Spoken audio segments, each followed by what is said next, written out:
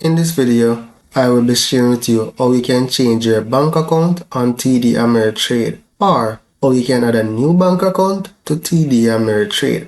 So if you're using the mobile app or the website on your phone, you can follow along. The steps are pretty much similar. So in this case, you want to hover account or select account, then select deposit. Deposit and transfer tab, you're going to go to account bank connections. Here you'll see a list of banks that is on my profile. So I'm going to disconnect this one. Then I'm going to clear this one as well. Now I'm going to add a new connection by simply selecting new connection. Click your account type, is your name on the account, provide your routing number and your account number. Try a new name for the connection, and then here you will select continue. However, my bank is not currently supported, so I can't proceed with adding this account, but you should get the general idea of how you can achieve this.